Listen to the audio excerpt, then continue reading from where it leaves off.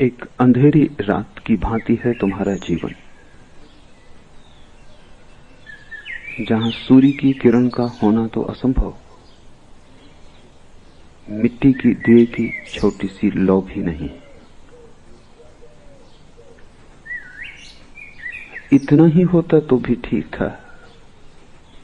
निरंतर अंधेरे में रहने के कारण तुमने अंधेरे को ही प्रकाश भी समझ लिया।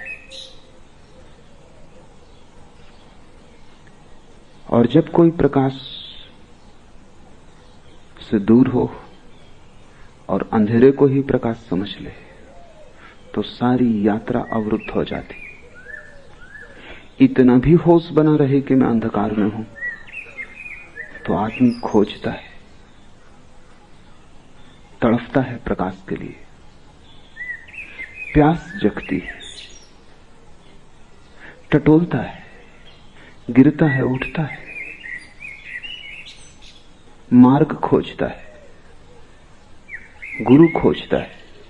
लेकिन जब कोई अंधकार को ही प्रकाश समझ ले तब सारी यात्रा समाप्त हो जाती है। मृत्यु को ही कोई समझ ले जीवन, तो फिर जीवन का द्वार बंद ही हो गया। एक बहुत पुरानी यूनानी कथा है। एक सम्राट को ज्योतिषियों ने कहा कि इस वर्ष पैदा होने वाले बच्चों में से कोई एक तेरे जीवन का घाती होगा। ऐसी बहुत कहानियां हैं संसार के सभी देशों में। कृष्ण के साथ भी वैसी कहानी जुड़ी है और जीसस के साथ भी वैसी कहानी जुड़ी है, लेकिन यूनानी कहानी का कोई मुकाबला नहीं। सम्राट ने जितने बच्चे उस वर्ष पैदा हुए सभी को कारागृह में डाल दिया, मारा नहीं, क्योंकि सम्राट को लगा कोई एक इनमें से हत्या करेगा और सभी की हत्या मैं करूं, ये तो महापातक हो जाएगा। छोटे छोटे बच्चे बड़ी मजबूत जंजीरों में जीवन भर के लिए कोठरियों में डाल दिए गए। जंजीरों में बंधे बंधे ही वे बड़े हुए। उन्हें याद भी न रही कि कभी ऐसा भी कोई क्षण था जब जंजीरें उनके हाथ पर न रही। जंजीरों को उन्होंने जीवन के अंग की तरह ही पाया और जाना। उन्हें याद भी तो नहीं हो सकती थी कि कभी वे मुक्त थे और गुलामी ही जीवन थी, और इसलिए उन्हें कभी गुलामी अखरी नहीं, क्योंकि तुलना हो तो तकलीफ होती है। तुलना का कोई उपाय ही न था। गुलाम ही वे पैदा हुए थे, गुलाम ही वे बड़े हुए थे, गुलामी ही उनका सार सर्वस्व थी। तुलना न थी स्वतंत्रता की, और दीवालों से बंधे थे वे भयंकर मजबूत जंजीरों से, और उनकी आंखें अंधेरी की इतनी आदी हो गई थी कि वे पीछे लौट के भी नहीं देख सकते थे जहां प्रकाश का जगत था। प्रकाश को देखते ही उनकी आंखें बंद हो जाती थी। प्रकाश तिलमिलाता था, प्रकाश कष्ट देने लगा था। अंधेरे से इतने राजी हो गए थे कि अब प्रकाश से राजी नहीं हो पाती थी आंखें। सिर्फ अंधेरे में ही आंख खुलती थी, प्रकाश में तो बंद हो जाती थी। तुमने भी देखा होगा, कभी घर के शांत स्थान से भरी दोपहरी में बाहर आ जाओ, आंख तिलमिला जाती। छोटे बच्चे पैदा होते, 9 महीने अंधकार में रहते हैं मां के पेट में। प्रकाश की एक किरण भी वहां नहीं पहुंचती। और जब बच्चा पैदा होता है तो ना समझ डॉक्टरों का कोई अंत नहीं। जहां बच्चा पैदा होता है अस्पताल में, वहां वे इतना प्रकाश रखते हैं कि बच्चे की आंखें तिलमिला जाती और सदा के लिए आंखों को भयंकर चोट पहुंच जाती। बच्चे को पैदा होना चाहिए मोमबत्ती के प्रकाश में, वहां हजार हजार कैंडल के बल्ब लगाने की जरूरत नहीं। दुनिया में जो इतनी कमजोर आंखें हैं उनमें से 50% के लिए अस्पताल का डॉक्टर जिम्मेवार है। उसको सुविधा होती है ज्यादा प्रकाश में, वो देख पाता है क्या हो रहा है, क्या नहीं हो रहा, क्या करना है, क्या नहीं करना। लेकिन उसकी सुविधा सवाल नहीं है, सुविधा तो बच्चे की है। जो जीवन भर रहे हों अंधकार में, 9 महीने नहीं पूरे जीवन, वो पीछे लौट के भी नहीं देख सकते थे, वो दीवार की तरफ ही देखते थे। राह पर चलते लोगों, खिड़की द्वार के पास से गुजरते लोगों की छायाएं बनती थीं सामने दीवार पर। वे समझते थे वे छायाएं सत्य, यही असली लोग हैं। उस छाया को ही वे जगत समझते थे। छाया के इस जगत को ही हिंदुओं ने माया कहा है। असली तो दिखाई नहीं पड़ता, असली का प्रतिबिंब दिखाई पड़ता है। असली को देखने के लिए आंख चाहिए, समर्थ आंख, जो प्रकाश में खुल सके, जो सूरज के आमने सामने हो सके। अंधेरी की आधी आंख सत्य को नहीं देख सकती। सत्य ढका हुआ नहीं है, सत्य तो प्रकट है, उघड़ा हुआ है। तुम्हारी आंख कमजोर है और सत्य को न देख पाएगी। धीरे धीरे उन्होंने पीछे लौट के देखना ही बंद कर दिया। पीछे लौट के देखने का मतलब ही था आंख में आंसू आ जाएं। वो पीड़ा का जगत था। तुमने भी सत्य को देखना बंद कर दिया है, और जब भी कोई सत्य तुम्हें दिखा देता है तो पीड़ा होती है।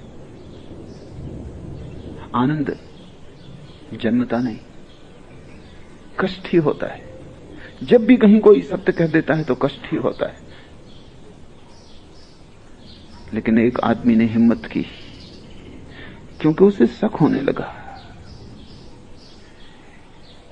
ये छायाएं छायाएं ही हैं, क्योंकि इनसे बोलो तो ये उत्तर नहीं देती। इन्हें छुओ तो कुछ भी हाथ में नहीं आता, इन्हें पकड़ो तो कुछ पकड़ में नहीं आता। एक आदमी को शक होने लगा, कोई मनीषी, कोई बुद्ध। उस आदमी ने धीरे धीरे पीछे देखने का अभ्यास शुरू किया। वर्षों लग गए, बड़ा कष्ट हुआ। जब भी पीछे देखता आंखें तिलमिला जाती, आंसू गिरते, लेकिन उसने अभ्यास जारी रखा। वो बड़ी तपश्चर्या थी। फिर धीरे धीरे आंखें राजी होने लगी, और तब वो चकित हुआ कि हम किस कारागृह में पड़े और हमने छायाओं को सत्य समझ लिया है। वो पीछे देखने में समर्थ हो गया। उसकी गर्दन मुड़ने लगी और उसकी आंखें देखने लगी बाहर के रंग, वृक्ष और वृक्षों में खिले फूल, राह से गुजरते लोग। रंगीन थी दुनिया काफी, छायाएं बिल्कुल रंगहीन थी, उदास थी। बाहर उत्सव था, छायाओं में कोई उत्सव पकड़ में नहीं आता था। बच्चे नाचते गाते निकलते थे, छायाएं तो बिल्कुल चुप थी। वहां वाणी न थी, वहां मुखरता न थी। बाहर पीछे छिपा हुआ असली जगत था। उस आदमी ने धीरे धीरे इसकी चर्चा दूसरे कैदियों से शुरू की। बाकी कैदी हंसने लगे कि तुम्हारा दिमाग खराब हो गया। हम तो सदा से यही सुनते आए हैं कि यही सत्य है जो सामने है, और हम तो पीछे मुड़ के देखते हैं तो कुछ दिखाई नहीं पड़ता सिवाय अंधकार के। जब आंख बंद हो जाए तो सिवाय अंधकार के कुछ भी दिखाई नहीं पड़ता। जरूरी नहीं है कि अंधकार हो सकता है सिर्फ आंख बंद हो जाती हो, लेकिन दोष कोई अपने ऊपर कभी लेता नहीं। तो कोई ये तो मानता नहीं कि मेरी आंख बंद हो सकती है इसलिए अंधकार है। लोग मानते हैं अंधकार है इसलिए अंधकार है। मेरी आंख और बंद हो सकती है, ये कहीं संभव? हम अपनी आंख तो सदा खुली मानते, अपना हृदय तो सदा प्रेम से भरपूर मानते, अपनी प्रज्ञा तो सदा प्रज्वलित मानते हैं, अपनी आत्मा तो सदा जागृत मानते हैं, और यही हमारी भ्रांतियों की जड़ है। फिर कैदियों की संख्या बहुत थी, वो अकेला था। लोकतंत्र कैदियों के पक्ष में था, बहुमत उनका था, और उन्होंने कहा कि अगर ऐसा ही है तो सबकी सलाह ले ली जाए। एक भी मत मिला नहीं उस आदमी को, और लोग खूब हंसे और खूब मजाक की उन्होंने। धीरे धीरे वो उस आदमी को पागल मानने लगे। वही कबीर कह रहे हैं, सगरी दुनिया भई सयानी, एक मैं ही बौराना। उस आदमी को अगर कबीर का पद याद होता तो उसने भी कहा होता, सब लोग सयाने, सिर्फ मैं एक पागल हूं। और सिर्फ वो एक ही सयाना था। लेकिन जहां अंधों की भीड़ हो वहां आंख वाला पागल हो जाता, जहां मूढ़ों की भीड़ हो वहां बुद्धिमान पागल हो जाता है, जहां बीमारी ही स्वास्थ्य समझी जाती हो वहां स्वस्थ आदमी का लोग इलाज कर देंगे पकड़ के। स्वाभाविक है, क्योंकि लोग अपने को मानदंड समझते हैं। और फिर जब बहुमत उनके साथ हो, बहुमत नहीं सर्वमत उनके साथ हो, उस एक आदमी को छोड़ के सभी उनके साथ थे, तो संदेह भी कैसे पैदा हो। लोग हंसे, मजाक की, उसे पागल समझा, उसका तिरस्कार किया, उसकी उपेक्षा की। धीरे धीरे लोगों ने उससे बातचीत बंद कर दी, क्योंकि वो बेचैनी पैदा करता था। बेचैनी पैदा करता था क्योंकि कभी कभी संदेह उनके मन में भी उठाता था कि हो ना हो, कहीं ये आदमी सच ना हो, क्योंकि अगर ये आदमी सच है तो उनकी पूरी जिंदगी बेकार गई।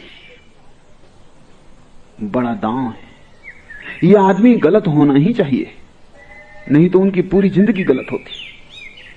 और कोई भी आदमी नहीं चाहता कि उसकी पूरी जिंदगी गलत सिद्ध हो, क्योंकि इसका अर्थ हुआ तुमने यूं ही गंवाया, तुमने अवसर खो दिया। तुम मूढ़ हो, अज्ञानी हो, मूर्छित हो। अहंकार ये मानने को तैयार नहीं होता। अहंकार कहता है मुझसे ज्ञानी और कौन, मुझसे समझदार और कौन। ऐसे अहंकार रक्षा करता अज्ञान की। अहंकार रक्षक है अज्ञान के ऊपर, उसके रहते अज्ञान का किला पराजित न होगा, तोड़ा न जा सकेगा।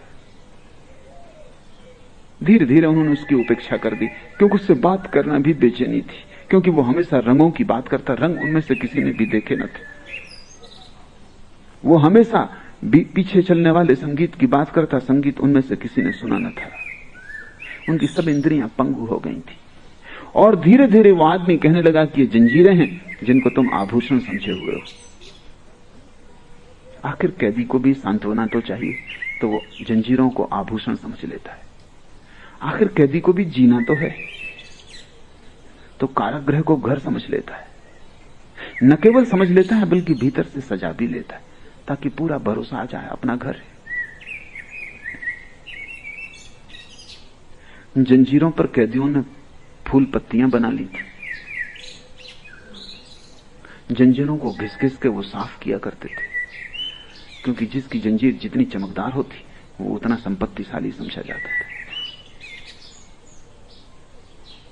जिसकी जंजीर जितनी मजबूत होती वो उतना धनी समझा जाता था। जिसकी जंजीर जितनी वजनी होती उसकी उतनी ही संपदा थी स्वभावतः। अगर जंजीर कमजोर होने लगे तो वो उसे सुधार लेते थे, क्योंकि जंजीर ही उनका जीवन थी। और जंजीर को उन्होंने जंजीर कभी माना न था, वो आभूषण था। वही तो एकमात्र सजावट थी उनके शरीर पर, और तो कोई सजावट न थी। धीरे धीरे इस आदमी को समझ में आने लगा कि आभूषण नहीं जंजीरें हैं, क्योंकि उसे स्वतंत्रता के जगत की थोड़ी झलक मिलनी शुरू हो गई। एक किरण उतर आई अंधेरे में, सूरज का संदेश आ गया। अब इस अंधेरे घर में, इस अंधेरे कारागृह में रहना मुश्किल हो गया। धीरे धीरे उसने जंजीर को तोड़ने की व्यवस्था कर ली। असली सवाल तो भीतर की जंजीर का टूट जाना है। बाहर की जंजीर बहुत कमजोर है। अगर तुम बंधे हो तो भीतर की जंजीर से बंधे हो। भीतर की जंजीर है, जंजीर को आभूषण समझना है। एक बार उसे समझ में आ गया कि आभूषण नहीं, आधी तो मुक्ति हो ही गई। उसी दिन से उसने जंजीरों को घिसना बंद कर दिया, साफ करना बंद कर दिया, सजाना बंद कर दिया। लोग समझने लगे कि जीवन से उदास हो गया है, जैसा कि आमतौर से सन्यासी के लिए संसारी समझते, उदास हो गया बेचारा। उनके भाव में एक बेचारेपन की प्रतीति होती। जिंदगी में हार गया, शायद पाया कि अंगूर खट्टे, छलांग पूरी न हो सकी, कमजोर था। हम पहले से ही जानते थे कि कमजोर है, और आज नहीं कल थक जाएगा और संघर्ष से अलग हो जाएगा। कायर है। जंजीरें जो कि आभूषण है, इसको सजाना बंद कर दिया, ऐसा ही बेसजाया रह रहा है। आसपास की दीवार को साफ सुथरा करना भी बंद कर दिया। अब पागलपन बिल्कुल पूरा हो गया है। लेकिन उस आदमी ने धीरे धीरे जंजीरें तोड़ने के उपाय खोज लिए। भीतर की जंजीर टूट जाए तो बाहर का कारागृह टूटा ही हुआ है। आधा तो गिर ही गया, बुनियाद तो हिल ही गई। और पीछे के जगत का, छिपे हुए जगत का संदेश आ जाए, तब एक अनंत पुकार उसे पुकारने लगी। एक प्यास उसके रोए रोए में समा गई। असली जगत में प्रवेश करना है। उसने जंजीरें तोड़ ली। जब प्यास प्रगाढ़ हो तो कमजोर से कमजोर आदमी शक्तिशाली हो जाता है। जब प्यास प्रगाढ़ ना हो तो कमजोर से कमजोर जंजीरें भी बड़ी मजबूत मालूम पड़ती। प्यास बढ़ती चली गई, पीछे का जगत ज्यादा साफ होने लगा। आंख जितनी साफ होने लगी उतना ही सत्य का जगत साफ होने लगा। एक दिन उसने जंजीरें तोड़ दी और वो उस कारागृह से निकल भागा। उसके आह्लाद का अंत नहीं था, वो नाच रहा था।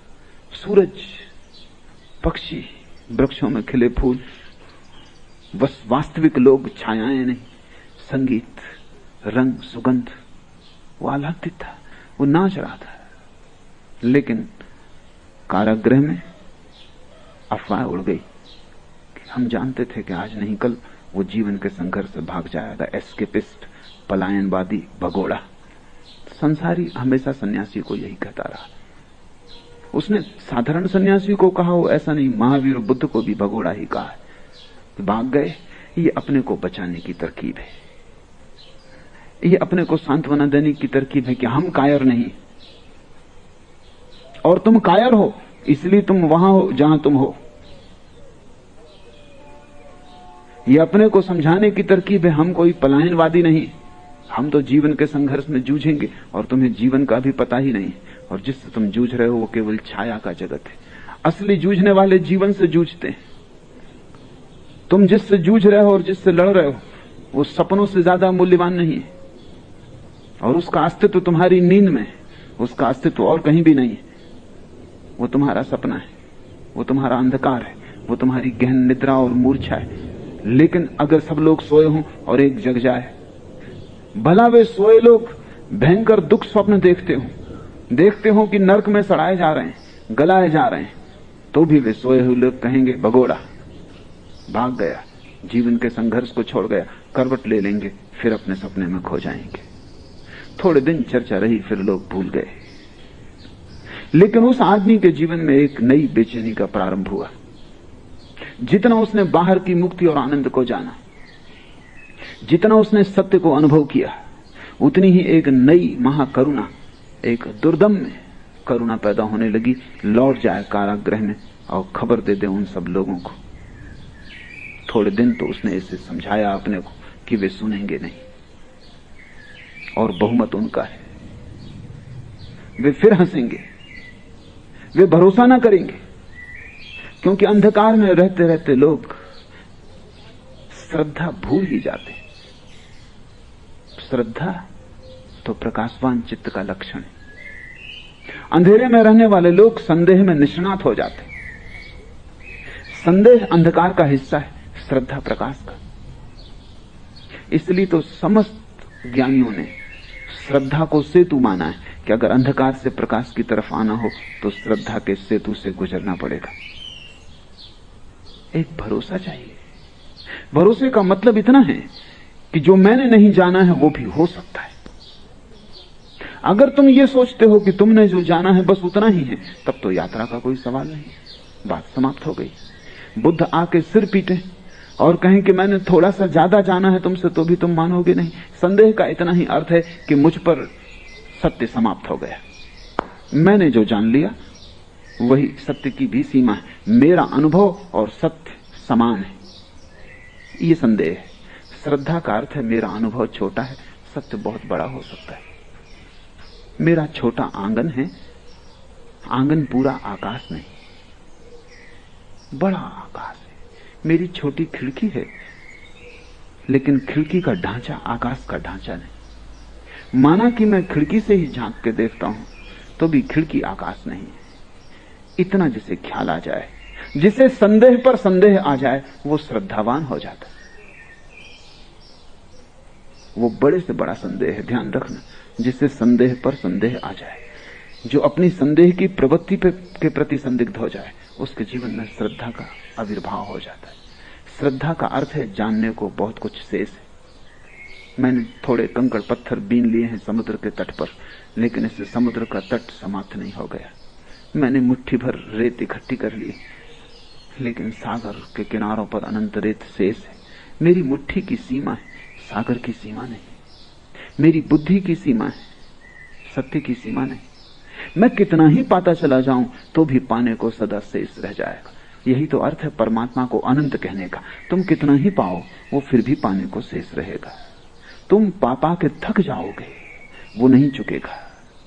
तुम्हारा पात्र भर जाएगा, ऊपर से बहने लगेगा, लेकिन उसके मेघों से वर्षा जारी रहेगी। हम कण मात्र हैं। जब कण को ख्याल हो जाता है कि मैं सब, वहीं श्रद्धा समाप्त हो जाती। श्रद्धा अज्ञात की तरफ पैर उठाने के साहस का नाम है। अनजान में प्रवेश, अज्ञात में प्रवेश, जहां मैं कभी नहीं गया, जो मैं कभी नहीं हुआ वो भी हो सकता है। उस आदमी के मन में बहुत बार करुणा उठने लगी। आनंद का अनिवार्य लक्षण है करुणा। जब बुद्ध से किसी ने पूछा कि समाधि की पूर्ण परिभाषा क्या है, तो उन्होंने कहा परिभाषा का मुझे पता नहीं, लेकिन दो बातें निश्चित है, महाज्ञान, महाकरुणा। पूछने वाले ने कहा महाज्ञान कह देने से क्या काफी ना होगा? बुद्ध ने कहा नहीं, वो अधूरा होगा, वो सिक्के का एक पहलू। दूसरा पहलू है महाकरुणा। जब भी ज्ञान का जन्म होता है तभी करुणा का जन्म हो जाता है। क्यों? क्योंकि अब तक जो जीवन ऊर्जा वासना बन रही थी वो कहां जाएगी? ऊर्जा नष्ट नहीं होती। अभी धन के पीछे दौड़ती थी, पद के पीछे दौड़ती थी, महत्वाकांक्षाएं थी अनेक अनेक अनेक तरह के भोगों की कामना थी। सारी ऊर्जा वहां संलग्न थी। प्रकाश के जलते, ज्ञान के उदय होते, वो सारा अंधकार, वो भोग, लिप्सा, महत्वाकांक्षा ऐसे ही विलीन हो जाते हैं जैसे दिए के जलते अंधकार। ऊर्जा का क्या होगा? जो ऊर्जा काम वासना बनी थी, जो ऊर्जा क्रोध बनती थी, जो ऊर्जा ईर्षा बनती थी, मत्सर बनती थी, उस ऊर्जा का, उस शुद्ध शक्ति का क्या होगा? वो सारी शक्ति करुणा बन जाती। महाकरुणा का जन्म होता है। और वो करुणा तुम्हारी काम वासना से ज्यादा अदम्य होती, क्योंकि तुम्हारी काम वासना और बहुत सी वासनाओं के साथ है। महत्वाकांक्षा है, धन भी पाना है। तुम काम वासना को स्थगित भी कर देते हो कि ठहर जाओ 10 वर्ष, धन कमा लोगे, ठीक से फिर शादी करेंगे। धन की वासना भी अकेली नहीं है, पद की वासना भी है। तुम पद पाने के लिए धन का भी त्याग कर देते हो, चुनाव में लगा देते हो सब धन कि किसी तरह मंत्री हो जाओ। लेकिन मंत्री की कामना भी पूरी कामना नहीं। मंत्री हो के फिर तुम स्त्रियों के पीछे भागने लगते हो। मंत्री पद भी दांव पे लग जाता है। तुम्हारी सभी कामनाएं अधूरी अधूरी हैं, 1000 कामनाएं, और सभी में ऊर्जा बटी।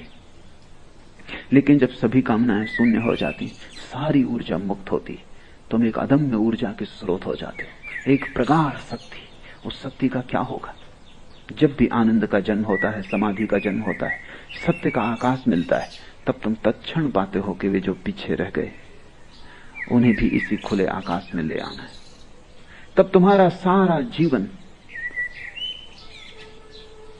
जो बंधे हैं उन्हें मुक्त करने में लग जाता है, जो कारागृह में हैं उन्हें खुला आकाश देने में लग जाता है, जिनके पंख जंग खा गए उनके पंखों को सुधारने में लग जाता है कि वे फिर से उड़ सकें, जिनके पैर जाम हो गए उनके पैरों को फिर जीवन देने में लग जाता है, ताकि लंगड़े चलें और अंधे देखें और बहरे सुन सकें।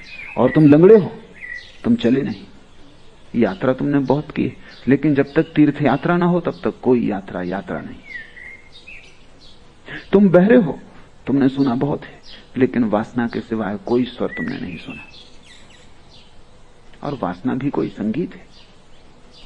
वासना तो एक शोरगुल है जिसमें संगीत बिल्कुल ही नहीं। वासना तो एक विसंगीत है जिससे तुम तनते हो, चिंतित होते हो, बेचैन परेशान होते हो।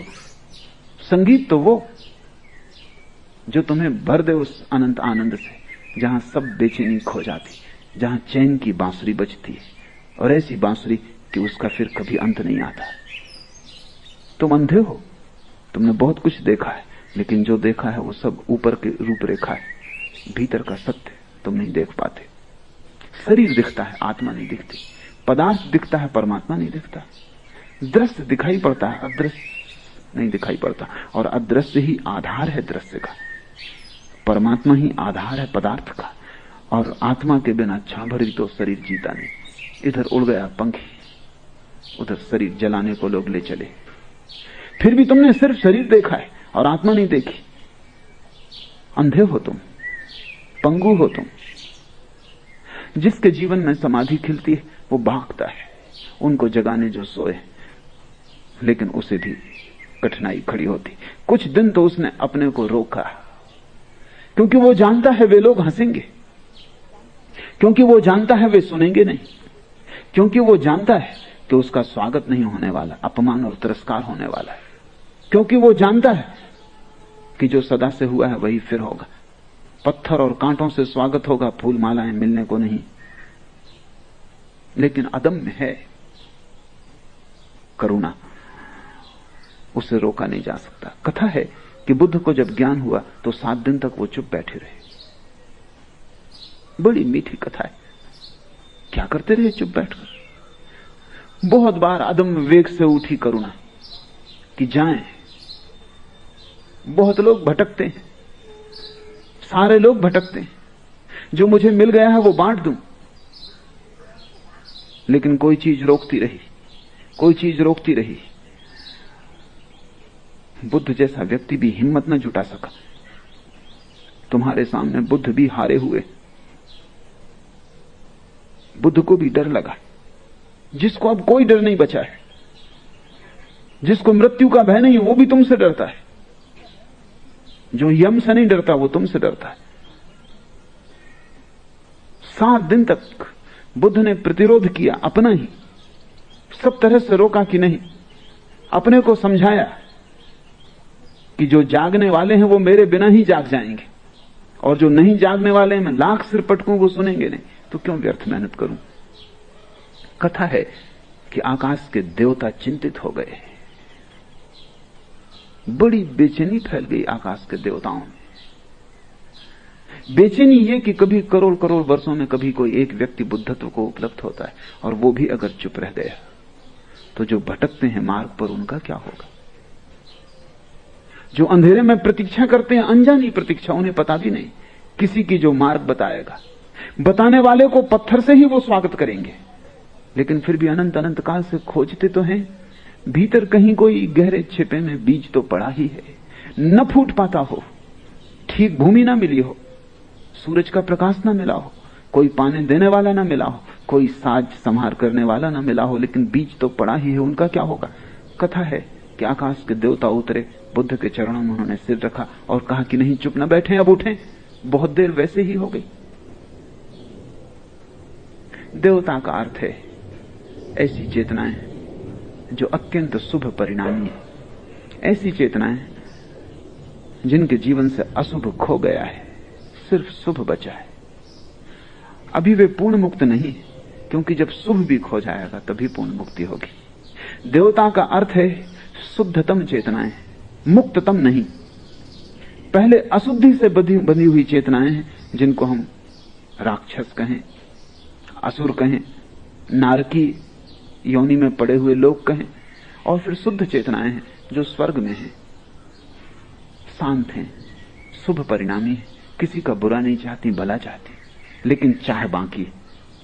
नरक में जो पड़े हैं उनके हाथ में जो जंजीरें हैं वो लोहे की हैं, स्वर्ग में जो पड़े हैं उनके हाथ में जो जंजीरें हैं वो सोने की हैं, हीरे माणिक्य से जड़ी हैं, पर जंजीरें हैं। मुक्त वो है जिसे न शुभ रहा न अशुभ रहा, जिसकी लोहे की जंजीरें, सोने की जंजीरें सब टूट गई। मुक्त वो है जिसका द्वंद्व समाप्त हो गया, जिसके भीतर दो ना रहे, शुभ अशुभ, अच्छा बुरा, रात दिन, स्वर्ग नरक, सुख दुख सब खो गए। देवता का अर्थ है शुद्ध सुखी चेतनाएं। निश्चित स्वभावता उनके ही हृदय में कंपन पैदा होगा, क्योंकि वो निकटतम है मुक्त पुरुषों के। नरक में पड़े लोगों को तो पता भी नहीं चला कि कोई बुद्ध हो गया है। पृथ्वी पर जो लोग हैं वो दोनों के बीच में, ना तो नरक में है और ना स्वर्ग में। वो त्रिशंकु की भांति है, शुभ और अशुभ दोनों में डोलते रहते हैं। शुभ है देवता, घंटे भर बाद शैतान, घंटे भर बाद फिर देखो मुस्कुरा रहे हैं और अच्छे भले आदमी मालूम पड़ते हैं, और थोड़ी देर बाद किसी की गर्दन काट सकते हैं। पृथ्वी पर जो है मध्य लोक, जिसको ज्ञानियों ने कहा, वो स्वर्ग और नरक के बीच डोलते रहते हैं। एक पैर नरक में और एक पैर स्वर्ग में, कहीं भी नहीं है वो, उनका होना नहीं। इसलिए तो तुम्हें पता नहीं चलता कि तुम कौन हो। नरक में ठीक पता चलता है लोगों को कि कौन है, स्वर्ग में भी ठीक पता चलता है कि वे कौन है, क्योंकि एक ही नाव पर सवार है। जो शुभ की नाव पर सवार हैं, उनको लगा, उनके प्राण कब गए कि बुद्ध चुप है, कहीं ऐसा ना हो कि वो चुप ही रह जाएं। देवताओं ने पैर में सिर रखा, स्वयं ब्रह्मा ने कहा कि नहीं, आप बोलें, और देर हो जाएगी तो वाणी खो जाएगी, आप भीतर मत डूबते चले जाएं, आपने पा लिया। लेकिन जिन्होंने नहीं पाया है उन पर करुणा करें। कहते हैं बुद्ध ने कहा कि जो पाने को हैं, जो पाने की चेष्टा में रत हैं, वो पा ही लेंगे। मैंने पा लिया, वे भी पा लेंगे, वे भी मेरे जैसे हैं। थोड़ी देर अबेर होगी, पर इस अनंत काल में क्या देर क्या अबेर, घड़ी भर पहले की घड़ी भर बाद, एक जन्म पहले की एक जन्म बाद, क्या फर्क पड़ता है? मुझे क्यों परेशानी में डालते हो? और जो नहीं पाने को हैं, मेरे पहले बहुत बुद्ध पुरुष हो चुके, उन सब ने उनके द्वार पे दस्तक दी, उन्होंने द्वार भी नहीं खोला। नहीं कि द्वार नहीं खोला, वे नाराज भी हुए कि क्यों हमारी नींद तोड़ते हो, क्यों हमारी शांति में दखल देते हो, हम जैसे हैं ठीक हैं, क्यों हमें बेचैन करते हो, ये किस लोक की खबरें लाते हो, यही लोक सब कुछ है, कोई और लोक नहीं। उन्होंने श्रद्धा नहीं की, वे नहीं सुनेंगे। हजारों बुद्ध हार चुके हैं, मैं भी हार जाऊंगा, तो मुझे क्यों परेशान करते हो? देवताओं ने चिंतन किया, विचार किया कि कुछ तर्क निकालना ही पड़ेगा कि बुद्ध को उनके बाहर ले आया जाए। फिर वे सब विचार करके आए और उन्होंने कहा कि आप ठीक कहते हैं, कुछ हैं जो आपके बिना भी पालेंगे और कुछ हैं जो आपके सहयोग से भी नहीं पाएंगे, लेकिन दोनों के मध्य में भी कुछ है जो आपके बिना ना पा सकेंगे और आपके साथ पालेंगे। उनकी संख्या बहुत न्यून होगी, समझ लो कि एक ही आदमी पा सकेगा तो भी उपाय करने योग्य है, क्योंकि एक व्यक्ति का भी बुद्धत्व को उपलब्ध हो जाना इतनी महान घटना है कि आप बैठे मत रहे। बुद्ध को झुकना पड़ा, देवताओं के तर्क से नहीं। देवताओं के तर्क ने तो जो प्रतिरोध था उसको भर तोड़ा, भीतर तो करुणा बहने को तैयार थी। उस आदमी को भी तकलीफ हुई, बेचैनी होने लगी। कारागृह में जिनको छोड़ आया था उनकी याद आने लगी। वे ऐसे ही बंधे बंधे समाप्त हो जाएंगे, उनका जीवन ऐसे ही अंधकार में पैदा हुआ, अंधकार में ही खो जाएगा। कभी उनकी आंखें प्रकाश न देख सकेंगी, वे छायाएं ही देखते रहेंगे दीवार पर, वे जंजीरों को ही आभूषण मानते रहेंगे, उन्हें मुक्ति के पंख कभी भी न मिलेंगे। नहीं, भारी होने लगा उसका मन, जैसे मेघ जब भर जाते हैं तो बरसते हैं, ऐसे भारी होने लगा उसका प्राण, बरसने को तत्पर होने लगा। जैसे फूल जब भर जाता है गंध से तो खुल जाता है और गंध फेंक देता है चारों लोकांतर में, ऐसे उसके प्राण भी खिलने को तत्पर होने लगे। कोई अवश्य प्रेरणा उसे खींचने लगी वापस, जानते हुए वहां स्वागत नहीं होने को है। वो वापस लौट आया कारागृह। लोग हंसने लगे, उन्होंने कहा हमने पहले ही कहा था कि वहां कुछ भी नहीं है, सिर्फ छायाएं हैं जहां तुम जा रहे। आ गए वापस, आ गई बुद्धि, रास्ते पे आ गई बुद्धि, और उल्टा हमें समझा रहे थे कि हम भी तुम्हारे साथ चलें, हमें भी मूल बनाने की सोची थी, अब तो समझ आ गई, आ जाओ वापस, संभाल लो अपने आभूषणों को, यही एकमात्र जगत है और दीवाल पर बनती छायाएं ही सत्य हैं। ये सब सपने हैं रंगीनियों के, प्रकाश के, ये कल्पनाएं हैं और तुम अकेले नहीं हो। हम में से भी बहुतों ने ऐसे सपने देखे और ऐसी कल्पनाएं की हैं। ये सब कविताएं हैं और लोगों की, सत्यों के लोगों की, मुक्त आत्माओं की, सिद्धों की, सब कल्पनाएं हैं, सब बकवास है। ये चालबाजों ने मूढ़ों को चूसने के, शोषण करने के उपाय बना रखे। धक से रह गया होगा वो आदमी द्वार बंद है, इन्हें मुक्त करने आया है। लेकिन ये अपने कारागृह को अपना जीवन समझ बैठे। फिर भी उसने कोशिश की, जो सदा हुआ है वही हुआ।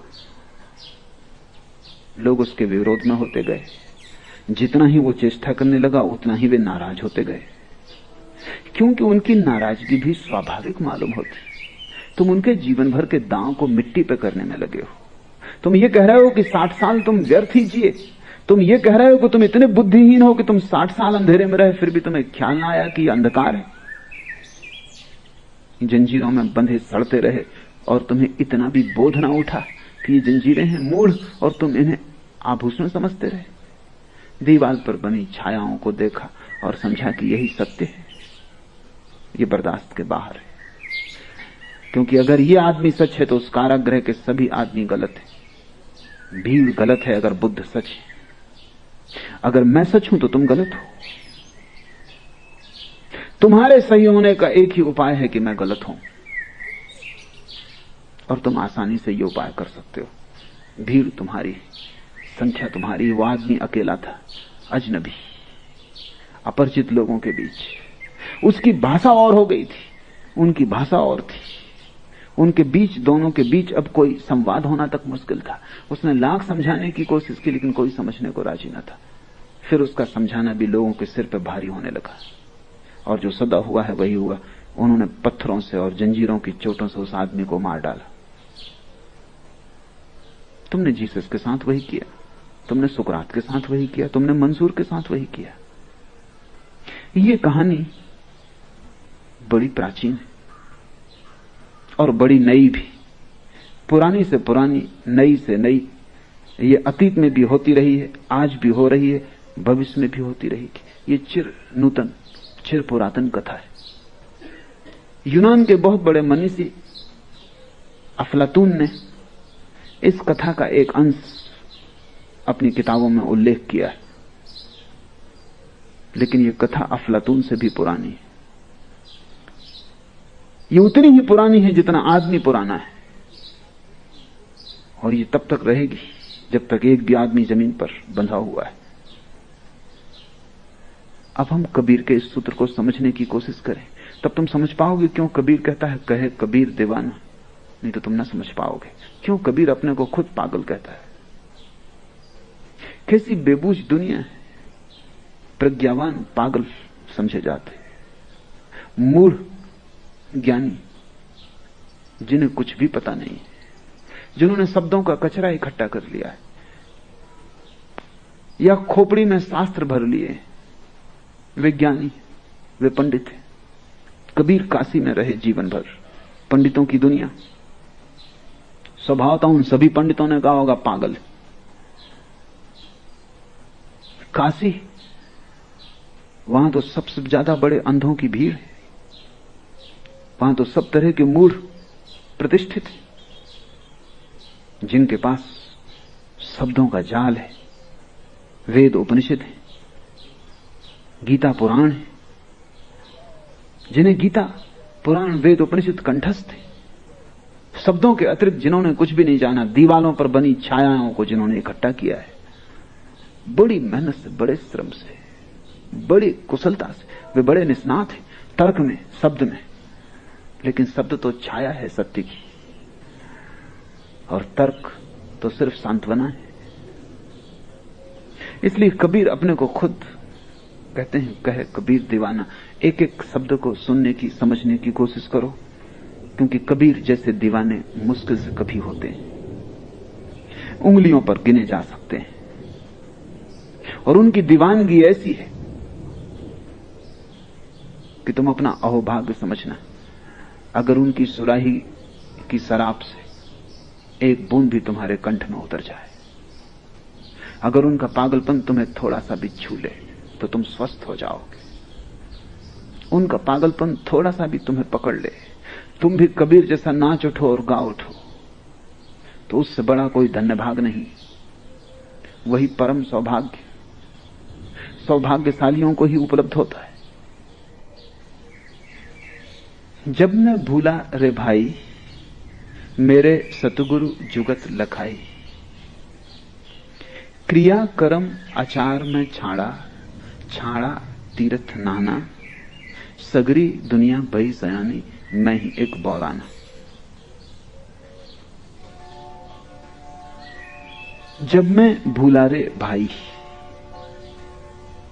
क्या भूल है, क्या तुम भूल गए हो? तुम स्वयं को भूल गए हो, सब तुम्हें याद है। वेद कंठस्थ, सिद्धांत शास्त्र याद, सिर्फ एक को तुम भूल गए हो, वो तुम स्वयं हो। और उसे जाने बिना सब ज्ञान व्यर्थ है। और जिसने उस एक को जान लिया, उसने सब जान लिया। उस एक के जानने में जान लिए जाते सब वेद, कुरान, बाइबल। और उस एक को चूकने में सब चूक जाता है, क्योंकि वही एक तुम्हारे भीतर चैतन्य का स्रोत है। उस एक से ही तुम परमात्मा से जुड़े हो। वो एक तुम्हारे भीतर आया हुआ परमात्मा है।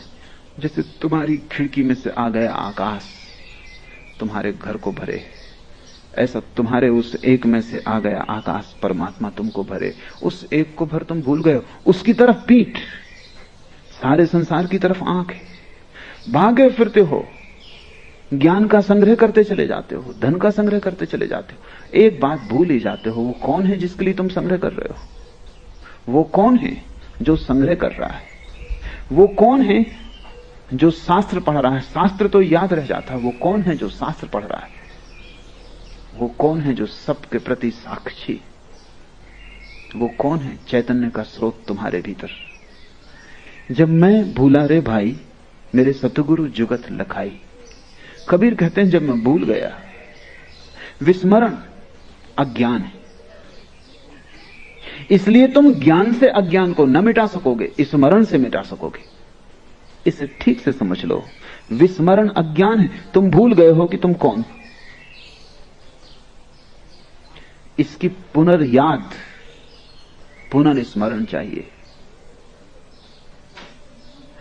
ज्ञान से यह न होगा, क्योंकि ऐसा नहीं है कि तुम्हें कुछ जानकारी की कमी है तो जानकारी बढ़ जाएगी तो ज्ञान हो जाएगा। तुम्हारे मन में अभी 1000 जानकारियां हैं, 10,000 हो जाएंगी, इस तुम्हारा अज्ञान न टूटेगा। तुम महापंडित हो जाओगे, लेकिन तुम्हारी मूढ़ता बरकरार रहेगी, क्योंकि मूढ़ता का पांडित्य के होने से और टूटने का कोई संबंध नहीं। मूढ़ता है भूलना, विस्मरण। इसलिए इस स्मरण से तुम्हें अपनी याद आ जाए कि मैं कौन हूं। इसलिए कबीर 2 शब्दों में समझे जा सकते हैं, विस्मरण और स्मरण, जिसको कबीर ने सुमरन कहा है, सुरति कहा है। सुरति संस्कृत के स्मृति शब्द का अपभ्रंश है। स्मृति आ जाए, सुरति आ जाए, सुमरन आ जाए। लेकिन लोग बड़े अजीब हैं। कबीर के मानने वालों को भी मैं जानता हूं, वो माला फेरते हैं। उनसे पूछो क्या कर रहे हो, वो कहते हैं सुमरन कर रहे हैं। सुमरन को उन्होंने जाप बना ली। सुमरन का अर्थ है स्मरण, जिसको गुरजीएफ ने सेल्फ रिमेंबरिंग कहा है, आत्मस्मृति। जिसको बुद्ध ने सम्यक स्मृति कहा है, राइट माइंडफुलनेस। जिसको महावीर ने विवेक कहा है, याद। लेकिन कैसे तुम्हें याद आएगी? तुम तो भूल गए हो।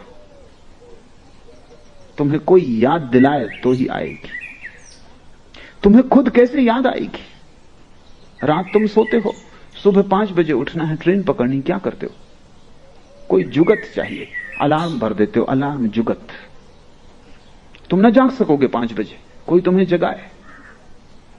घड़ी भी जगा सकती, यंत्र है सिर्फ। लेकिन तुम स्वयं न जाग सकोगे। या किसी को कह देते हो पड़ोस में कि जगा देना।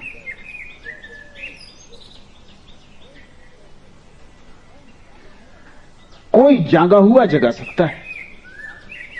किसी सोए आदमी से मत कह देना कि जगा देना, कि वो पहले ही घुर्रा रहे हो, तुम उनसे जाकर भाई सुनो 5 बजे जगा देना, इससे कुछ हल ना होगा। उन्होंने सुना ही नहीं, उनको खुद ही कोई जगाने वाले की जरूरत थी। कोई जागा हुआ चाहिए। और समस्त योग का अर्थ है जुगत। जुगत शब्द बड़ा प्यारा है। अंग्रेजी में उसके लिए शब्द है डिवाइस, तरकीब। हजारों तरह की तरकीबें उपयोग की गई हैं आदमी को जगाने के लिए, लेकिन अगर तुम खुद ही करोगे तो खतरा है। मैंने सुना है कि अमेरिका का बहुत बड़ा वैज्ञानिक एडिसन भुलक्कड़ था, भूल जाता था। अक्सर जो लोग बहुत सोचते हैं वो भुलक्कड़ हो जाते, इतना ज्यादा हो जाता है कि सबकी याद रखना मुश्किल हो जाती। तो वो हर चीज को जब भुलक्कड़ हो गया और उसने 1000 आविष्कार किए, इसलिए बड़ा पैनी बुद्धि का आदमी था। कभी वो कोई चीज आधी पूरी न कर पाए, आधी की है, आधा कोई आविष्कार कर लिया है, फिर भूल जाए वर्षों तक, तो बड़ा नुकसान होने लगा। तो किसी ने उसको सुझाव दिया कि तुम ऐसा क्यों नहीं करते कि हर चीज को लिख लिया ताकि याद बनी रहे। तो उसने लिखना शुरू कर दिया। तो अलग अलग कागजों पर लिख के रखता जाता, वो कागज खो जाते कि कहां रख दिया। किसी ने कहा तुम भी पागल हो, अलग अलग कागज पे क्यों लिखते हो, डायरी क्यों नहीं बना लेते। उसने डायरी बना ली, डायरी खो गई। आदमी भूलने वाला हो तो इससे क्या फर्क पड़ता है, तुम चाहे कागज पे लिखो चाहे तुम डायरी पे लिखो, इससे फर्क ही क्या पड़ता है। क्योंकि वो आदमी तो बुनियादी वही है। वो डायरी भूल गया एक दिन, उसने कहा इससे तो कागज ही बेहतर थे। एक भूलता था तो बाकी तो बचते थे, पूरा गया।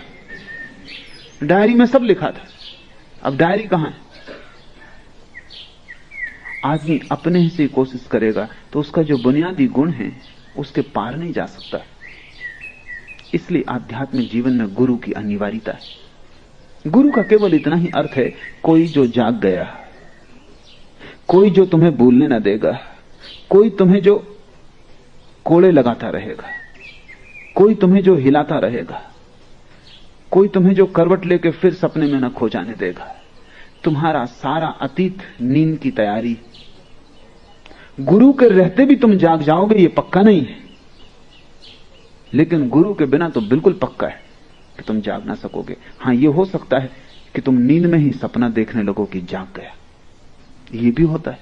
तुमने कभी नींद में ऐसा सपना भी देखा होगा जब तुम जाग गए।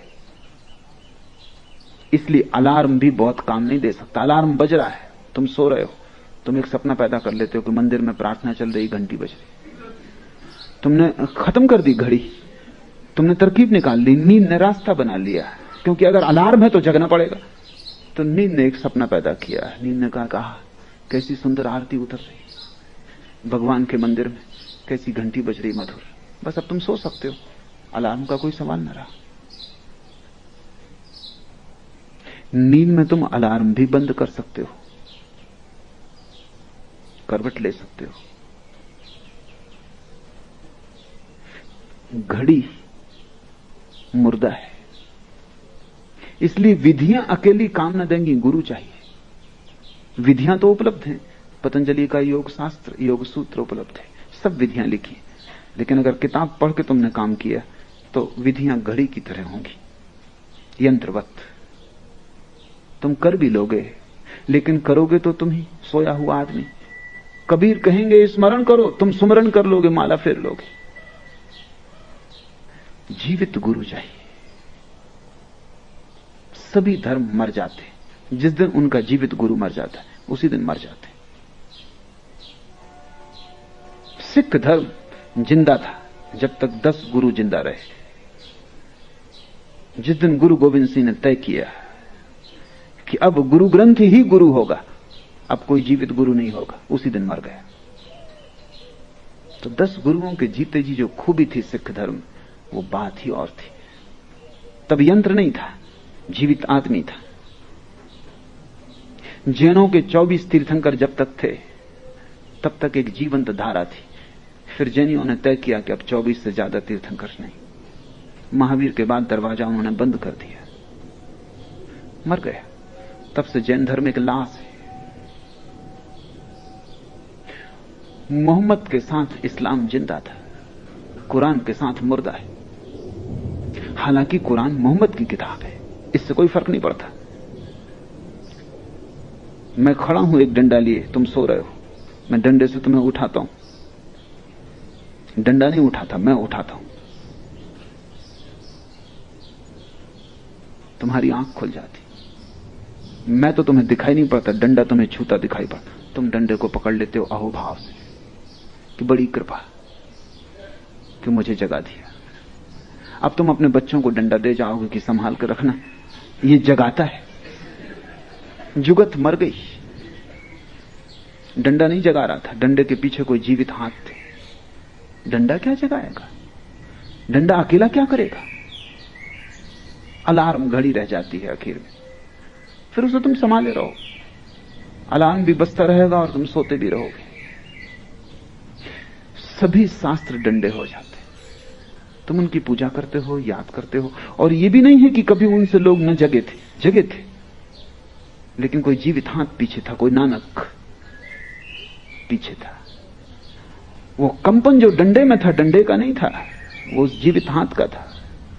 वो जो डंडे में जो जीवन प्रवाहित हो रहा था, वो नानक का था। अब तुम चले जाओ, पांचों का पूरे करते रहो, केस बांधो, कंघा लगाओ,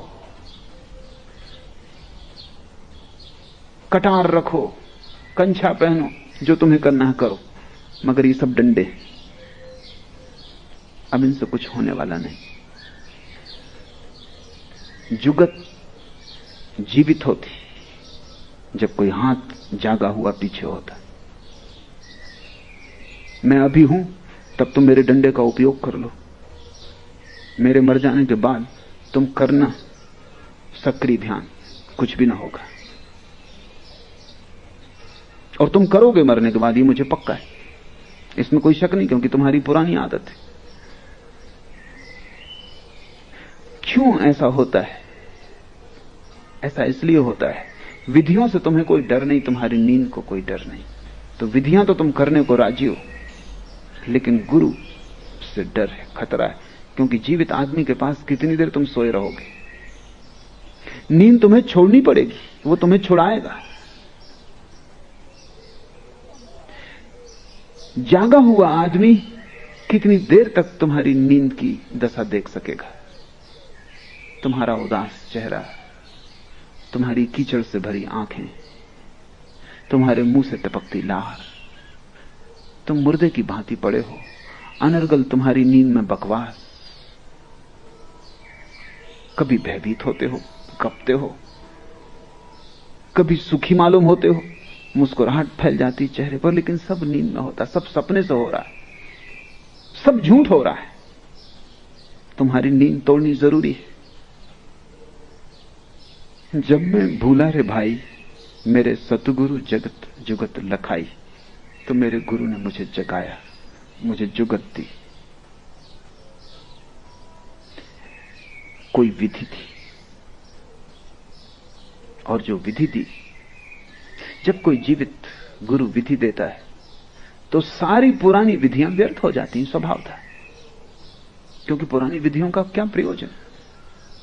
तुम पुराना सब साथ सामान फेंक देते हो। अगर अब तक तुम बैठ के अपने घर में एक कोठरी बना के और शंकर जी की पूजा कर रहे थे, अब तुम उनको लपेट के सागर में डुबाते, अब कोई जरूरत ना रही। कि अभी तक तुम मंदिर में जाकर रोज घंटी बजाते थे, अब ये बंद हो जाता है खेल।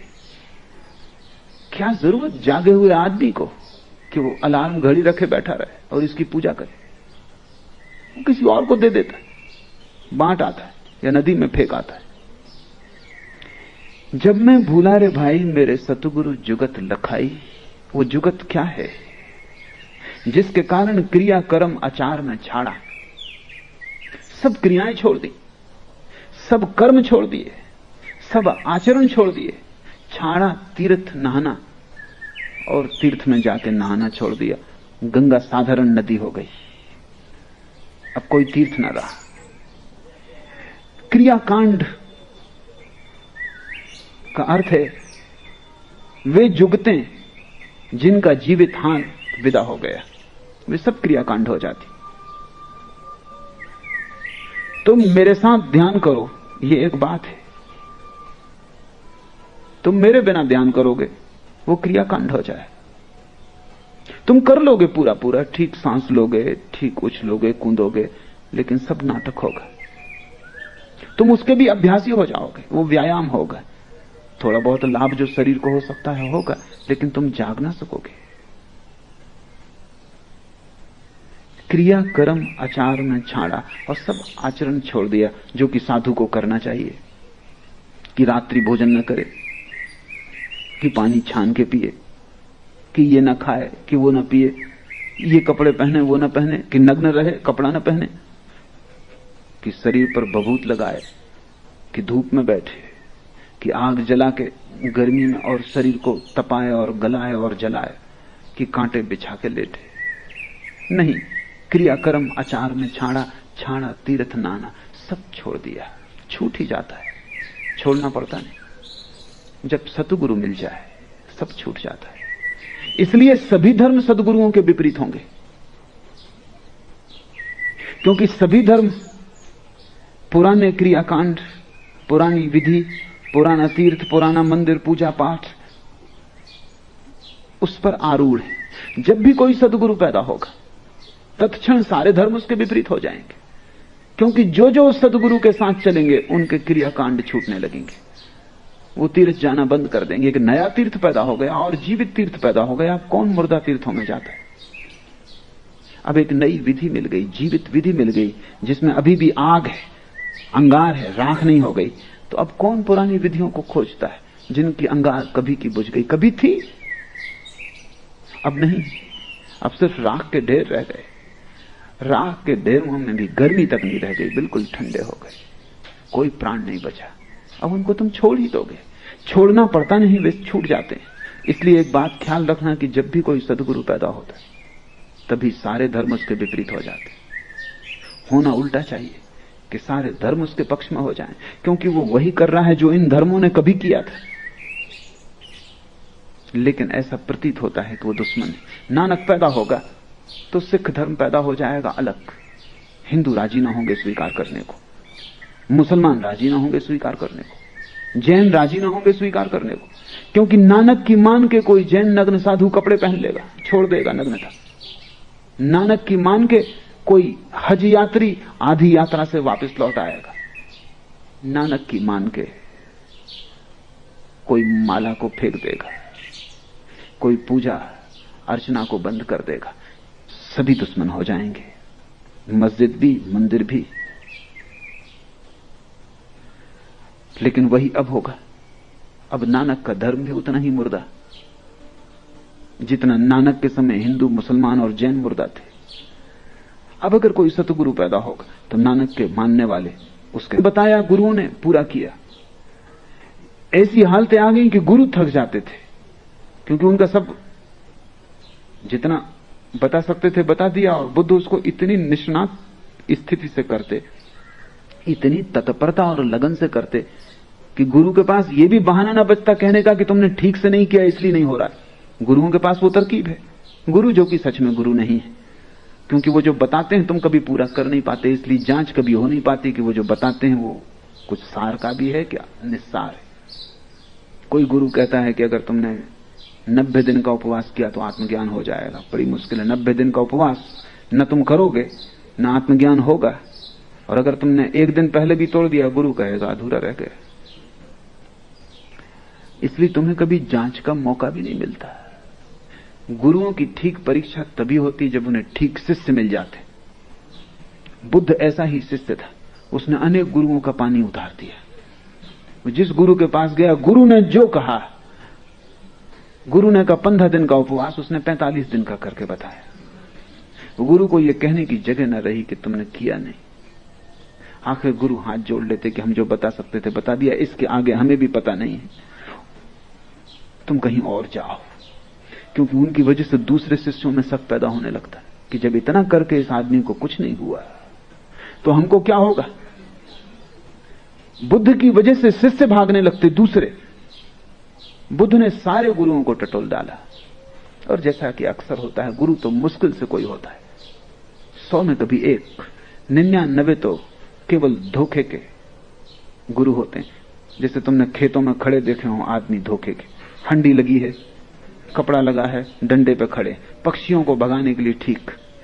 ऐसे गुरु हैं तुम्हारे। ना समझों के लिए ठीक, कमजोरों के लिए ठीक, नपुंसकों के लिए ठीक, जो कुछ नहीं करना चाहते, जो सिर्फ सिर हिलाते हैं कि ठीक है कभी करेंगे, उनके लिए ठीक। लेकिन कोई करने वाला आ जाए तो कठिनाई हो जाती। बुद्ध ने मुश्किल खड़ी कर दी, सब किया। ऐसी हालत हो गई कि लोग बुद्ध के पीछे चलने लगे। बुद्ध ने इतना किया और बुद्ध कहे जा रहे हैं कि मुझे कोई ज्ञान नहीं हुआ, ये सब करना फिजूल गया है, लेकिन फिर भी मानने वाले पैदा हो गए। एक गुरु, आखिरी गुरु उद्दार कालाम को जब उन्होंने छोड़ा तो उसके 5 शिष्य बुद्ध के शिष्य हो गए। उन्होंने कहा कि इस गुरु से तो ये बुद्ध बेहतर। उन दिनों बुद्ध केवल 1 दाना चावल रोज लेते थे भोजन में, क्रस काय हो गए थे। सिर्फ एक मूर्ति उसको चित्रित करने वाली उपलब्ध है, शायद उसका चित्र तुमने कभी देखा हो। उसमें बुद्ध की पीठ और पेट एक हो गए, शरीर सिर्फ हड्डियों का अस्थिपंजर रह गया है। एक एक हड्डी तुम गिन सकते हो। सब चर्बी खो गई, खून सूख गया है, सिर्फ आंखें भर जीवित मालूम पड़ती, सारा मुंह धस गया है, सिर्फ चमड़ी और हड्डियां बाकी रह गई। ऐसा बुद्ध एक तृण मात्र खाके जीते थे। इतने कमजोर हो गए कि निरंजना नदी को पार करते वक्त बुद्ध गया के पास पार न कर सके। कमजोरी ऐसी थी, और नदी बड़ी छिछली है, कुछ बड़ी भारी नदी नहीं है, मुश्किल से गले गले पानी रहा होगा। क्योंकि मैं भी उस नदी में जहां से बुद्ध पार किए कई बार जाके देख लिया हूं। उसमें टीबी का मरीज भी पार होगा, उसमें कैंसर का मरीज भी पार हो सकता है। बुद्ध पार न हो सके, हालत बड़ी कमजोर रही होगी, बड़ी दयनीय रही होगी। और नदी बलवान मालूम पड़ती थी, घाट चढ़ न सकते थे, तो एक वृक्ष की शाखा को पकड़ के लटक गए। उस क्षण में उन्हें होश आया कि मैं क्या कर रहा हूं, शरीर को नष्ट कर रहा हूं, इससे आत्मा कैसे मिलेगी? आत्मा के मिलने का शरीर को नष्ट करने से कौन सा संबंध है, कौन सा तर्क है, कौन सा गणित है? और कमजोर में इतना हो गया कि निरंजना साधारण सी नदी में पार नहीं कर पाता, और भवसागर पार करने की सोच रहा हूं, ये नहीं होगा। और उस क्षण निरंजना नदी में पड़े हुए वृक्ष की जड़ को पकड़े हुए उन्हें लगा कि सब करना व्यर्थ गया, कोई क्रियाकांड कहीं ना ले जा सका। पहले मैंने संसार छोड़ दिया था, अब मैं ये त्याग तपश्चर्या भी छोड़ देता हूं। उस दिन त्याग पूरा हुआ, उस दिन कुछ भी ना बचा पकड़ने को, सब छूट गया, मुट्ठी खुल गई। बुद्ध किसी तरह बाहर निकले। जिस वृक्ष के नीचे उनको बोध हुआ, उस वृक्ष के नीचे बैठे। किसी युवती ने, गांव की, जिसका नाम सुजाता है, ऐसा उस वृक्ष के देवता के लिए कुछ चढ़ौती मानी होगी कि कोई उसकी इच्छा पूरी हो जाएगी तो वो खीर से भरा हुआ थाल वृक्ष को चढ़ाएगी। पूर्णिमा की रात थी, उस रात वो खीर चढ़ाने आई, उसकी इच्छा पूरी हो गई थी। पूर्णिमा की उस निर्जन रात में निरंजना के एकांत तट पर वृक्ष के नीचे उसने बुद्ध को देखा। दुर्बल काय, पीत हो गए।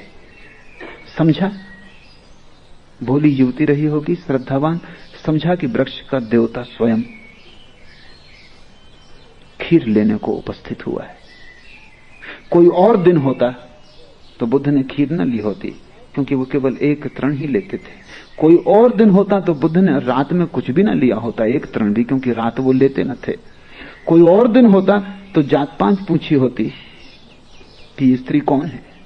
निश्चित ही स्त्री शूद्र रही होगी, नाम सुजाता बताता है कि शूद्र रही होगी, क्योंकि जो अच्छी जात में पैदा हुआ हो वो सुजाता नाम ना रखेगा, जरूरत नहीं। इसलिए अक्सर कुरूप स्त्रियों का नाम तुम पाओगे सुंदरबाई। तो सुंदर स्त्री को कोई सुंदरबाई नाम देता? जस्ती नहीं बात, बैठती नहीं बात। निश्चित लड़की शूद्र रही होगी, और शूद्र ही तो वृक्षों इत्यादि को पूजते हैं। ब्राह्मणों के तो मंदिर हैं, जैनों के बड़े विशाल मंदिर हैं, उनको कोई वृक्षों की पूजा करने नहीं जानी पड़ती। जो मंदिर बना नहीं सकते देवता प्रतिष्ठापित नहीं कर सकते। दीन दरिद्र हैं, वही तो वृक्षों को पूजते हैं। सुधरी रही होगी, लेकिन उस रात बुद्ध ने न पूछा, पूछने की बात ही न रही। उस दिन सब छोड़ दिया, जो हो। अब ये हो रहा है कि ये लड़की अचानक इस रात में बिना मांगे खीर लेके आ गई, तो उन्होंने स्वीकार कर लिया। ये खबर उनके 5 शिष्यों को मिली जो दूसरे वृक्षों के नीचे ध्यान कर रहे थे। 5 शिष्य जो बुद्ध की तपस्या देख के उनके पीछे हो गए थे। उन्होंने कहा, ये भ्रष्ट हो गए। शूद्र लड़की, रात का समय, और अब तक एक तृण लेता था। ये गौतम भ्रष्ट हो गया। उन्होंने तत्क्षण गौतम को छोड़ दिया, त्याग कर दिया। वैसी ही दशा कबीर की हो गई होगी। क्रिया कर्म आचार में छाड़ा, छाड़ा तीर्थ नहाना, सगरी दुनिया भई सियानी, मैं ही एक बोराना। बुद्ध के अपने 5 शिष्य भी छोड़ के चले गए कि भ्रष्ट हो गया ये आदमी। क्योंकि तुम्हारे लिए धर्म का अर्थ क्रियाकांड है। तुमने धर्म को तो जाना नहीं, तुमने तो धर्म के नाम पर मुर्दा विधियों को जाना है। अब तक ये बुद्ध ज्ञानी था, मानने योग्य था, पूज्य था। अब ये भ्रष्ट हो गया। खीर खाने से आदमी भ्रष्ट हो गया, रात भोजन लेने से भ्रष्ट हो गया। मैं एक घर में मेहमान था, जैन घर। गांव के सबसे प्रतिष्ठित वृद्ध जैन मुझे मिलने आए थे। उन्होंने मेरी किताब साधना पथ पढ़ी थी और बहुत प्रभावित हुए थे और मेरी बड़ी तारीफ कर रहे थे, ऐसे जैसे मैं 25वां तीर्थंकर। और तभी घर की गृहिणी ने मुझे आके कहा कि अब आप चलें, रात हुई जाती है, भोजन कर लें। जैन तो रात भोजन नहीं करते। और वृद्ध इतने भाव में थे कि मैंने कहा कि थोड़ी देर हो जाएगी तो हर्जा नहीं, पहले उनसे मैं बात कर लूं। फिर रात हो गई। फिर गृहिणी आई, उसने कहा देर हुई जाती है। अब उसको भी बेचैनी शुरू हो गई, क्या रात में मैं भोजन करूंगा। और जब मैंने कहा कि बस मैं स्नान कर लूं और आया, तो वृद्ध जो मेरा पैर पकड़े बैठे थे, उन्होंने तत्क्षण मेरा पैर छोड़ दिया और कहा, क्या आप रात्रि भोजन करेंगे। मैंने कहा भूख न तो दिन जानती न रात। और महावीर के जमाने में बिजली नहीं थी। अंधेरे में 90% लोग अंधेरे में भोजन करते थे। 10% जिनके पास सुविधा थी वो भी मिट्टी के दिए जलाते थे। उन दियों में भी बहुत रोशनी न थी। उल्टे उन दियों के कारण कीट पतंग आते थे। अब इस एयर कंडीशन घर में कीड़े पतंगों के आने का उपाय नहीं। दिन हो कि रात, सूरज सदा बटन से बुझता और जलता है, उगता डूबता है। तुम क्या इसमें पंचायत की बात है, कोई हर्जा नहीं। ज्यादा उचित यह है कि आपकी बात पूरी हो जाए। वृद्ध हैं, इतने दूर चल के आए। उन्होंने कहा कि तब फिर मुझे आपको एक बात कहनी पड़ेगी कि मैं कुछ सीखने आया था, लेकिन मैं गलत आदमी के पास आ गया। और बजाय सीखने के मैं आपको इतना सिखाना चाहूंगा। मैं वृद्ध हूं, 75 वर्ष की मेरी उम्र है। इतनी शिक्षा आपको जरूर दूंगा कि जिसको अभी इतना भी ज्ञान नहीं कि रात्रि भोजन वर्जित है, उसका सब ज्ञान व्यर्थ है, उसमें कोई सार नहीं। स्वभाव था, सगरी दुनिया भई सयानी, मैं ही एक बोराना। क्रियाकांड जब छोड़ दिया होगा, कबीर ने लोगों का हो गया भ्रष्ट। बुद्ध को जब ज्ञान उत्पन्न हो गया, उस रात जब शिष्य छोड़ के चले गए, उस वृक्ष के नीचे सोए, पहली दफा निश्चिंत। न चिंता रही संसार की, बाजार की, राज्य की, साम्राज्य की, न चिंता रही मोक्ष की, स्वर्ग की, परमात्मा की। उस रात बिल्कुल निश्चिंत सोए, चिंता ही न रही। पाने को कुछ ना बचा, सब व्यर्थ है, सब व्यर्थ। इतना समग्र रूपेण हो गया कि चिंता न रही, कोई सपना ना आया, कोई मन में उद्विग्नता ना उठी। नींद थी, सो गए। सुबह 5 बजे आंख खुली, वैसी शुद्ध आंख, कुंवारी आंख जब भी खुलती तभी सत्य उपलब्ध हो जाता। कोई विचार नहीं, कोई चिंता नहीं, कोई धारणा नहीं, क्या ठीक क्या गलत, क्या करना क्या नहीं करना, कोई ऊहापोह नहीं। सीधी सादी कुंवारी आंख। आखिरी तारा डूबता था और बुद्ध को परम ज्ञान उपलब्ध हुआ। उस डूबते तारे के साथ ही पुराना आदमी समाप्त हो गया, नए का जन्म हुआ। चेतना पुरानी लीन हो गई, नई चेतना जन्म गई। उस क्षण बुद्ध ने जाना कि सत्य कुछ करने से नहीं मिलता, सिर्फ आंख खोलने की बात है, सिर्फ होश, स्मरण, जागृति। पहला स्मरण आया उन 5 शिष्यों का जो छोड़ के चले गए। इतने दिन साथ थे बेचारे, असमय में साथ रहे। जब कुछ देने को ना था तब पीछे चले, जब कुछ मेरे पास ही ना था तब मुझे गुरु माना, और अब जब मेरे पास देने को है तब वो छोड़ के चले गए। तो बुद्ध उनको खोजने निकले, उनको जाके पकड़ पाए सारनाथ में।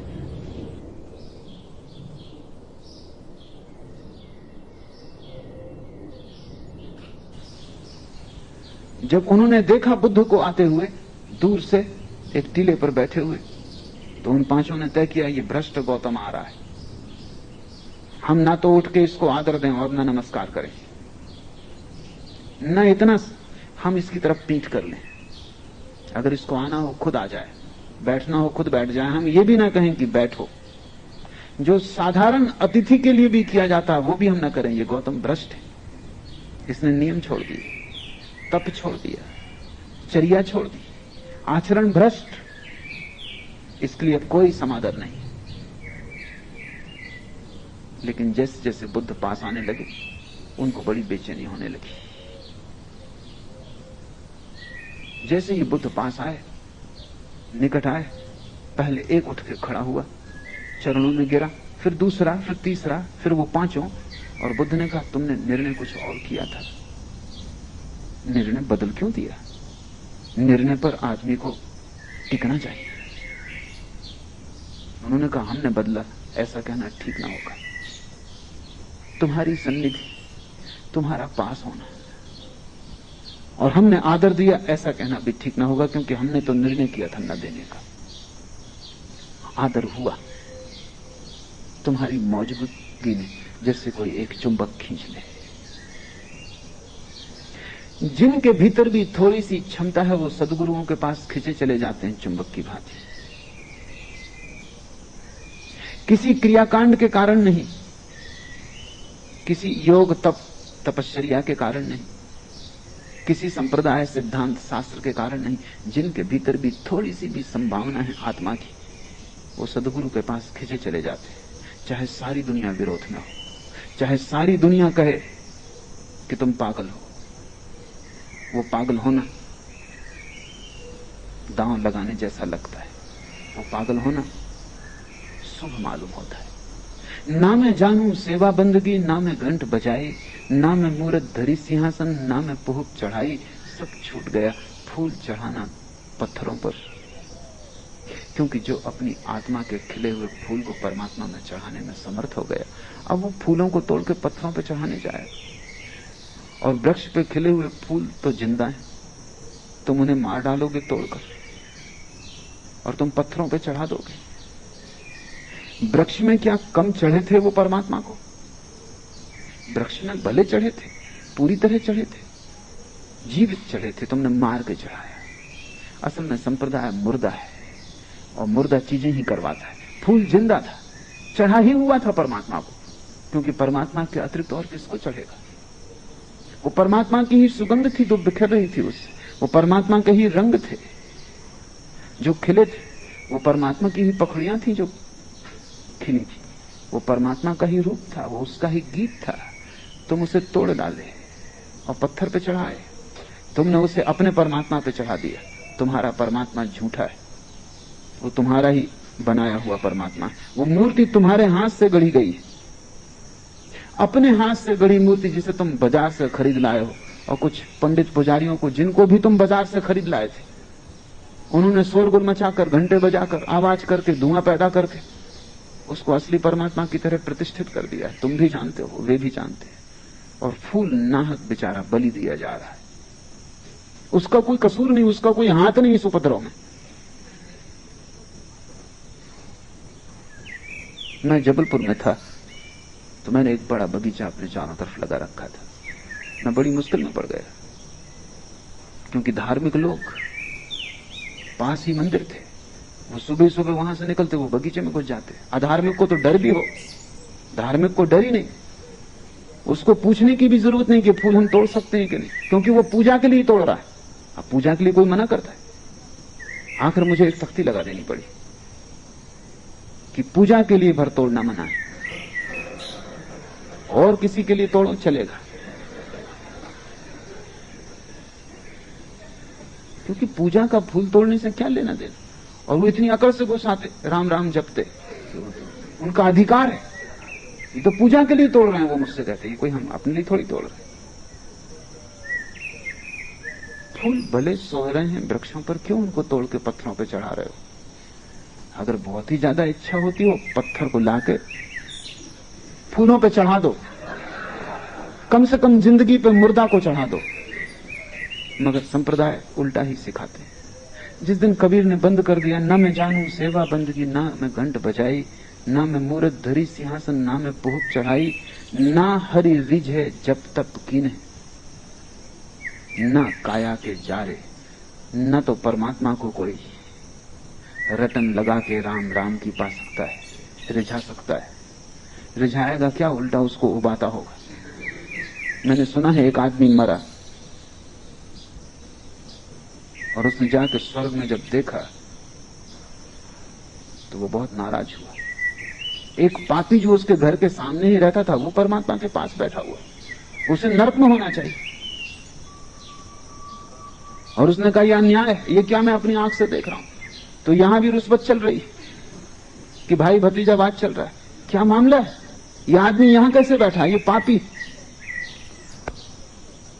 और मैं सदा तुम्हारा गुणगान गाता रहा, और सिवाय कष्ट के मुझे जिंदगी में कुछ न मिला, और अब ये कष्ट तुम दे रहे हो कि इस पापी को यहां देखना पड़ेगा स्वर्ग में, तो मतलब हमारे पुण्य का क्या हुआ। परमात्मा ने कहा तुम इसमें ही खैर समझो कि तुम स्वर्ग में हो, की वजह से तुमने मुझे तक नहीं सोने दिया, तुम खोपड़ी खा गए, एक रात चैन न लेने दिया। तुम काफी सौभाग्य समझो कि तुम यहां प्रवेश किए जा रहे हो, और ये आदमी यहां है क्योंकि इसने कभी मुझे सताया नहीं। इसने ना तो कभी कोई प्रार्थना की, ना कभी पूजा की, ना ये कभी मंदिर गया। दुनिया इसे पापी समझती थी, क्योंकि दुनिया जिसे पुण्य समझती वो पुण्य ही नहीं है। मंदिर जाने में क्या पुण्य है। लेकिन इस आदमी ने चुपचाप दीनों की सेवा, फोटोग्राफर तैयार नहीं रखे, ये चुपचाप लोगों के घरों में डाल आया, उनको भी पता नहीं, वो धन्यवाद देने का भी मौका इसने नहीं दिया। ये मंदिर नहीं गया, ये सच है, इसने पूजा नहीं की, ये सच है, लेकिन ये मेरा प्यारा है। ना मैं मूरत धरी सिंहासन, ना मैं पुहुक चढ़ाई, ना हरि रिझे जब तप कीने, ना काया के जारे। और तुम शरीर को तपाओ, जलाओ, इससे तुम सोचते हो परमात्मा प्रसन्न होगा। आत्मा तक प्रसन्न नहीं होती, परमात्मा क्या प्रसन्न होगा। भीतर की आत्मा से पूछो, वो परमात्मा का प्रतिनिधि है तुम्हारे भीतर, पीड़ा पाती है। तुम जब प्रफुल्लित हो, जब तुम्हारा सारा शरीर खिला है और स्वस्थ है, जब तुम्हारे सारे शरीर के रग रग रोए रोए में जीवन की धारा बह रही, जब तुम नाच सकते हो, तभी तुम्हारी आत्मा प्रसन्न है। और जिस बात में आत्मा प्रसन्न है वही परमात्मा की पूजा है। तुम अपनी आत्मा की सुनो, तुमने परमात्मा की सुनी। तुमने अपनी आत्मा की न सुनी, तुम परमात्मा के दुश्मन हो। गुरजीएफ कहा करता था कि दुनिया के सारे धर्म परमात्मा के दुश्मन हैं, और वो ठीक कहता था, क्योंकि वे सब तुम्हें तुम्हारी आत्मा की सुनने की नहीं सिखाते। उनके पास बंधे हुए अनुशासन है, इनको पूरा करो, आओ अपने को ही मारो, अपना ही गला घोंटो। वे सब आत्मघाती हैं। ना हरि रिझे धोती छाड़े, और नग्न हो जाने से कोई हरि को रिझा लोगे। वाह पांचों के मारे, और पांचों इंद्रियों को भी मार डालो, फोड़ लो आंखें अपनी, कान में सींचे डाल लो, ताकि न सुनाई पड़ेगा संगीत, न वासना पैदा होगी, न दिखाई पड़ेगा रूप, न वासना पैदा होगी। मार डालो, काट डालो पांचों इंद्रियों को। वही तो तुम्हारे साधु सन्यासी कर रहे हैं। परमात्मा बनाता है, तुम मिटाते हो। तुम कैसे उसके मित्र हो सकते हो। परमात्मा आंखें बनाता है, तुम परमात्मा कान देता है। तुम बहरे बनना चाहते हो? जो परमात्मा ने दिया है उसे मिटाओ मत, उसे संभालो, उसे सुसंस्कृत करो, उसे संवेदनशील बनाओ। आंख ऐसी संवेदनशील हो जाए कि रूप तो दिखाई पड़े ही, रूप के भीतर छिपा अरूप भी दिखाई पड़ने लगे। कान ऐसे श्रवण की गहनता को उपलब्ध हो जाए कि संगीत तो सुनाई पड़े ही, सब संगीत में जो शून्य छिपा है वो भी सुनाई पड़ने लगे। स्वर तो है ही संगीत में, शून्य भी है। स्वर ऊपर का आवरण है, शून्य भीतर का प्राण है। रूप तो है ही फूल में, सुंदर स्त्री एक सुंदर पुरुष में, अरूप भी है। आकार तो दिखाई पड़े, ठीक, निराकार भी दिखाई पड़े। आंख चाहिए ऐसी। तुम आंख फोड़ रहे हो कि रूप से डर गए हो, कहीं रूप ना दिखाई पड़ जाए, नहीं तो वासना पैदा होती। ठीक है, रूप दिखाई पड़ने से वासना पैदा होती। आंख फोड़ लेने से रूप दिखाई नहीं पड़ेगा, इस भ्रांति में मत रहना।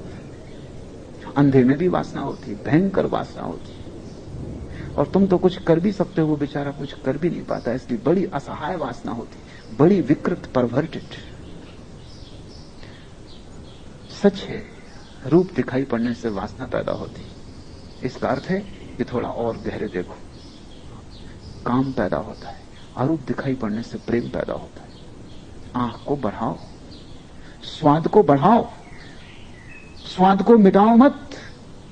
जीभ को जला लेना बहुत आसान है, क्या कठिनाई है? स्वाद से घबराओ मत, स्वाद में परम स्वाद भी छिपा है।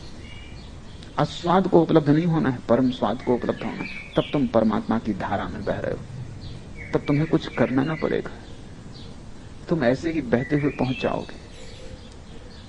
धारा जा ही रही सागर की तरफ, तुम बस धारा के साथ एक हो जाओ। दया ने ताय मिले अविनाशी, दो शब्द, दया, करुणा।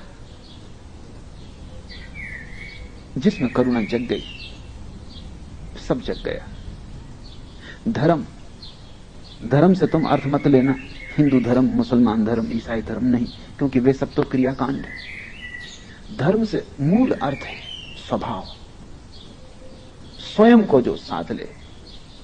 हम कहते हैं आग का धर्म ताप, या पानी का धर्म शीतलता।